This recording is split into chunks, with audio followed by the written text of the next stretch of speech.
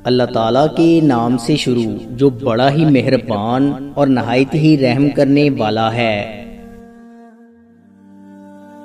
حضرت علی رضی اللہ تعالیٰ عنہ فرماتے ہیں کہ تم جب اپنی بہن کے گھر جاؤ تو اپنی بساط کے مطابق کچھ لے جاؤ، کیونکہ تمہاری بہن کا تم پر حق اسے والدین کی وراثت سے ملا ہے، اور انتہائی بد نصیب ہے وہ شخص جس کی بہن ناراض ہو اور اس کی یا اس کی بہن کی موت واقع ہو جائے۔ اللہ پاک کا شکر ادا کرو کہ اللہ تعالیٰ نے تمہیں یہ پاکیزہ رشتہ عطا کیا ہے اور تمہیں تمہارے دکھوں کا سہارا عطا کیا ہے۔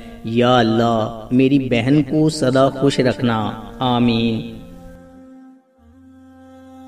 حضرت علی رضی اللہ تعالیٰ عنہ اللہ تعالیٰ سے یہ دعا فرماتے، میرے اللہ میری عزت کے لیے یہی کافی ہے کہ میں تیرا بندہ ہوں، اور میرے فخر کے لیے یہی کافی ہے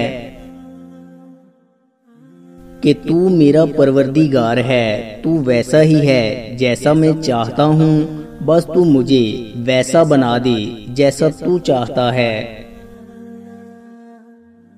ایک شخص نے اپنے گھر حضرت علی رضی اللہ تعالیٰ عنہ کو دعوت کے لیے بلایا۔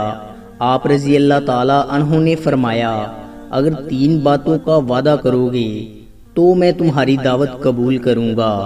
اس نے کہا، وہ 3 چیزیں کیا ہیں؟ آپ رضی اللہ تعالیٰ عنہ نے فرمایا، میرے لیے گھر کے باہر سے کوئی چیز نہ لانا اور نہ ہی گھر کی کوئی چیز میرے لیے خاص طور سے بچا کر رکھنا، اور نہ اپنے گھر والوں کو زحمت میں ڈالنا۔ اس نے کہا، مجھے قبول ہے، تو آپ رضی اللہ تعالیٰ عنہ نے اس کی دعوت قبول کر لی۔ سونے مولا علی رضی اللہ تعالیٰ عنہ کی تو شان ہی نرالی ہے۔